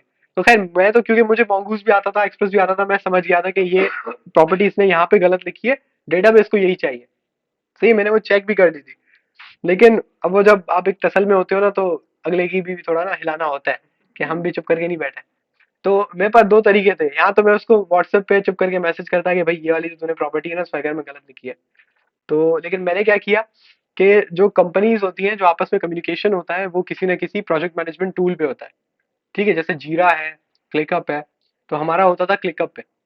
सही है, तो मैंने क्लिकअप पे एक टास्क वो जनरेट किया। अब टास्क जनरेट करने से क्या होता है कि जितने भी स्टेक होल्डर्स होते हैं ना, सबके पास बाकायदा एक ईमेल जाती है। सही है, तो मैंने वहां पे टास्क जनरेट किया, और जनरेट किया एरर उस पे नेचर पे प्रायोरिटी हाई। और उसमें मैंने पूरा वो स्क्रीनशॉट डाला, और मैंने लिखा कि भाई इन्होंने जो स्वैगर यूआई में जो मुझे इन्फॉर्मेशन दी गई है वो इससे होता है, और मेरे एनालिसिस के मुताबिक ये आईडी ये होनी चाहिए थी, जो कि आपके बैकएंड डेवलपर ने बाय मिस्टेक किया है। तो जितने भी कंपनी का सीईओ था, उसकी कंपनी का सीईओ था, सबके पास ईमेल गई, सबके पास। और वो सारा डिटेल इतना बड़ा नोट सबने पढ़ा, और उस पर आपको साइड में ना आप कमेंट भी कर सकते हैं। तो जो सीईओ था उसने अपने क्लिकअप पे, उसने सीईओ था उसने अपने बैकएंड डेवलपर को बाकायदा टैग किया और बोला कि ये क्या किया है तुमने। हाँ वो रिप्लाई टू दिस, और आई थिंक उसने बोला था एक्सप्लेन दिस। हाँ उसने बोला था एक्सप्लेन दिस। तो उसने नीचे से बोला उसने ना वो, लेकिन मानना पड़ेगा कि नॉर्मल क्या होता है, वो ना घुमा देते हैं, बोलते हैं कि मैं वर्जन चेंज कर रहा था, ये हुआ वो हुआ, ऐसे जैसे मिस्टेक हो गई। वो नॉर्मली ना पूछते नहीं है, मानते नहीं है कि हाँ गलती। हम बोल देते हैं कि मैं वर्जन चेंज कर रहा था, अपडेट कर रहा था, ये पुराना वाला वर्जन है, मैंने नए वर्जन में कुछ और लिखा हुआ है। उसको पता भी नहीं होगा, वो बोलेगा हाँ होता होगा। तो लेकिन भाई बंदे ने क्लियर कट लिखा कि my mistake, I have I shouldn't have wrote this, sorry for inconvenience, apologies. मैंने कहा यार बंदा अच्छा है, गलती हो गई। तो खाओ खाई बेचारे को ना था, लेकिन नहीं वो मुझे भी थोड़ी छोड़ता था, मैं कोई गलती करता था तो वो मेरे पीछे पड़ जाता था। तो मैं उसको बोलता, मैंने उसको हालांकि 2 दफा बोला था कि भाई तुम ना मुझे पर्सनल मैसेज कर दिया करो, मैं फौरी तौर पे उसको सही कर दूंगा। सही खामखा तुम क्लिकअप पे वो इशू रेज करते हो, फिर उसको पूरा एक साइकिल में जाता है, मुझे मेरा बॉस मैसेज करता है। तो खैर उसको मैंने 1 दफा किया था, उसके बाद चुपचाप वो मुझे कॉल करता था पकाया कि यार ये वाला इशू खराबी ना हाफिजों के बीच में होता है, मुझे तो गलती बता है। हाँ ये मैंने देखा है, नोट किया है। वो जब उसको बताता है, हम आगे जाते फिर वो पीछे से और बताता है। ये मैंने नोट किया है। 1 दफा तो एक बेचारा इतना कंफ्यूज हो गया कि वो आगे उसको कुछ समझ में ही नहीं आ रहा, वो आगे बंदे ने पढ़ा। बोले मैं जीरा क्या है? जीरा जो है वो बिरयानी वाला जीरा नहीं है, वो सॉफ्टवेयर है एक जो कि प्रोजेक्ट मैनेजमेंट के लिए यूज होता है नॉर्मली कंपनी। ठीक है, तो हम यहाँ पे काम कर रहे थे। अब हमने ये चेंज कर लिया, यहाँ पे हमने डेटा बदल दिया है और गालिबन अब काम सही हो जाना चाहिए। तो अब हम डेटा भेजेंगे कहाँ से? फ्रंट एंड से। नहीं नहीं नहीं नहीं, यहाँ पे फ्रंट एंड पे फॉर्म में तो सब कुछ न्यू लिखा है, बस एक चीज रहती है कि मुझे इसको सबसे पहले यहाँ पे यूआरएल देना है, उसके बाद मैंने इसको डेटा देना है, उसके बाद मैंने इसको, देखो यहाँ पे बता भी रहा है यूआरएल, उसके बाद डेटा, ऑब्जेक्ट टाइप, उसके बाद फाइनली उसने हेडर्स का खैर नहीं बताया हुआ, लेकिन हेडर्स जाते हैं, हमको पता है हेडर्स जाते हैं। भूल गया होगा हेडर्स। अब ये अगर मैं चलाऊंगा ना, ये चलाऊंगा तो डेटा चला जाएगा, लेकिन डेटा तो चला जाएगा, लेकिन मुझे बताएगा कौन कि भाई डेटा गया या नहीं गया? तो हम क्या करेंगे, डॉट देन। तो यहाँ पे आएगा रिस्पॉन्स, बल्कि ऐसे रिस्पॉन्स थोड़ी आता है, क्या पास करते हैं इसमें? कॉल बैक फंक्शन पास करते हैं। और यहाँ पे हम क्या करेंगे अब, खैर अभी और चलेगा, हम इसको अलर्ट करा देते हैं रिस्पॉन्स,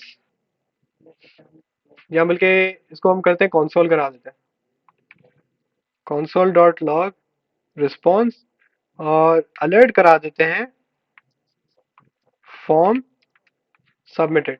वो तो आपको पता है कि यूआई में आप खूबसूरती, इसके लिए बेसिकली जो चीज यूज होती है वो होती है टोस्ट। सही है, बूटस्ट्रैप 5 में टोस्ट सुना है कभी?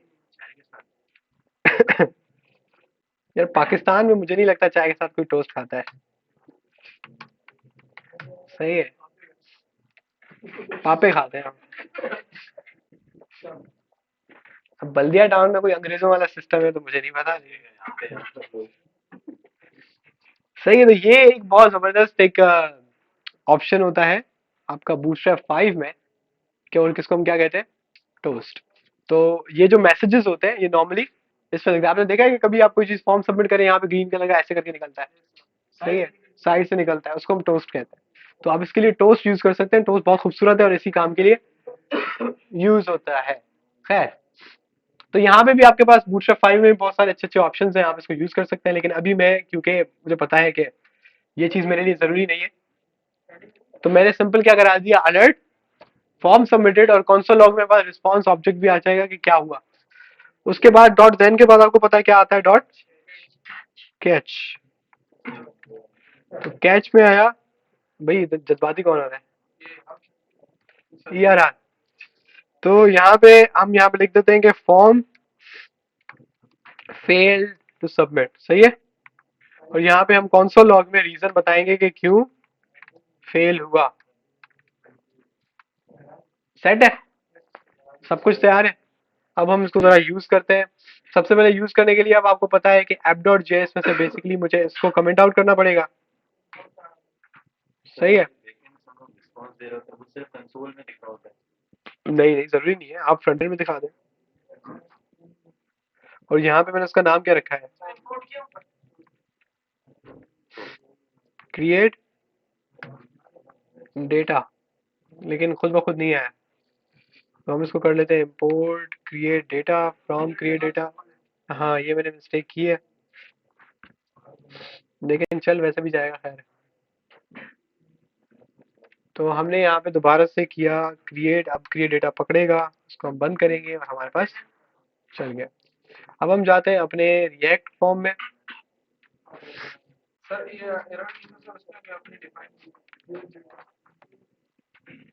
Use state is called in function create data that, अच्छा वो सही है, वो नाम के जैसे मसला हो गया यार, इतना तो इंटेलिजेंट होना चाहिए यार इसको। तो क्रिएट डेटा, असल में उसमें मसला यहाँ से नहीं हुआ है, कॉमा यानी कि बीच में भी नहीं, मसला हुआ है यहाँ से। यहाँ बड़ा नहीं, यहाँ पे उसने बेसिकली मसला किया है कि वो ये जो यूज स्टेट है ना, वो उसको लग रहा है कि ये नॉर्मल फंक्शन है, कंपोनेंट नहीं है। एक्सपोर्ट के अंदर एक्सपोर्ट ये तो हर जगह पे मसला होगा यार वाकई। ये क्रिएट डेटा हो गया। अब हम ऐप डॉट जेएस में जाएंगे। ऐप डॉट जेएस में यहाँ भी अब कैपिटल सी आएगा, और यहाँ भी हमारे पास कैपिटल सी आएगा, और इधर भी हमारे पास कैपिटल सी आएगा। ठीक है।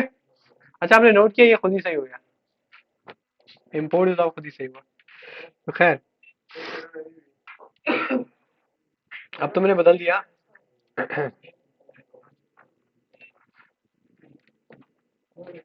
इसको थोड़ा हम लोग दोबारा से वो करवा लेते हैं।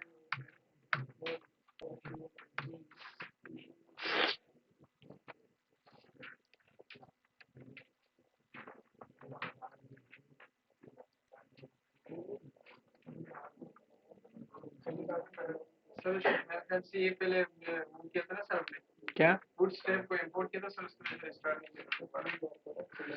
चल जाएगा।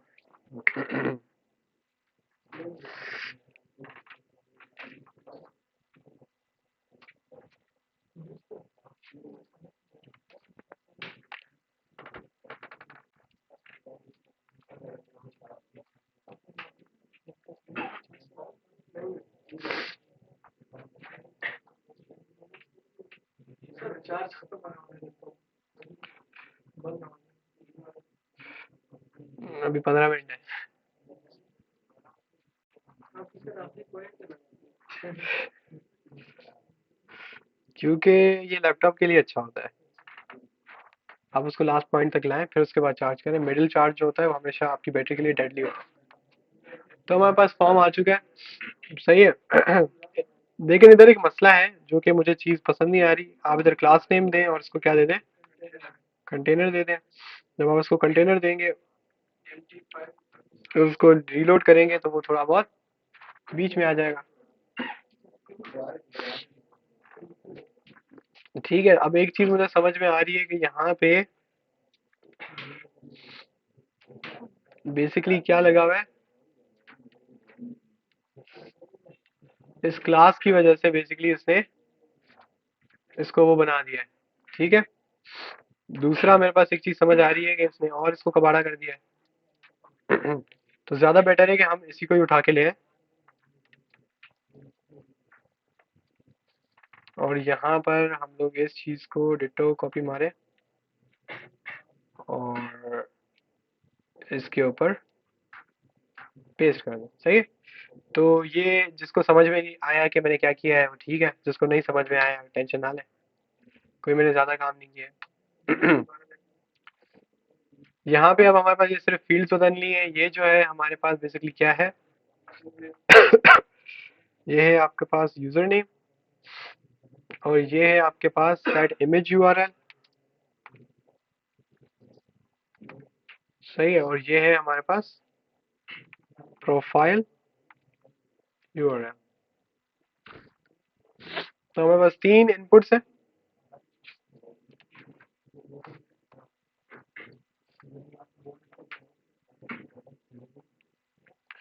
इसको एक चीज़ और मज़े की नहीं लग रही, MT5 कर लें। अब कुछ बीच बीच में आ रहा है। ठीक है। यहाँ पे इन्होंने एक लाइन लिखी हुई है बड़ी खूबसूरत, हमें इसकी ज़रूरत नहीं है।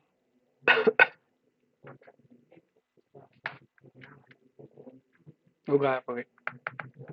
अब वो फाइनली इसको हम टेस्ट करते हैं। हम अपनी गेटअप पे वापस जाते हैं और गेटअप से एक और यूज़र उठाते हैं। इसका लॉगिन ये पुराना वाला है, यूज़र नेम ये दे दिया। इसको हम एंड में लाते हैं ताकि आसानी हो। और ये है इसका एवटार यूआरएल, जो कि हमारा क्या है, इमेज यूआरएल। और ये हमारे पास फाइनली है इसका HTML यूआरएल, ये रहा। ये सर ये यही है यार। अच्छा हाँ, ये वो है, ये गिटहब यूआरएल है। API गेटअप, सही है। तो ये हमारे पास तीनों चीज़ें आ गई हैं। तो हम इन इन ये कॉन्सोल खोल लेते हैं साथ में, कुछ भी ताकि फटे या कुछ भी हो तो हमें पता चल जाए। अब हम सबमिट के बटन को क्लिक करते हैं, ये सबमिट हुआ, हमारे पास क्या आया, फॉर्म सबमिटेड। और हमारे पास डेटा में क्या रिसीव हुई, आईडी, ठीक है। अब आईडी हमारे पास रिसीव जब हो चुकी है तो हम दोबारा से app.js में जाते हैं। app.js में जाके मैं इसको हटा देता हूँ और इसको इनेबल कर लेता हूँ और हम इसको दोबारा चलाते हैं। तो जब हम कार्ड में देखेंगे तो हमारे पास ये लास्ट यूज़र भी आ चुका है। तो हमारा डेटा जो है वो हमारे डेटाबेस में, हाँ, अब इसको मसला हो रहा है, एक मिनट।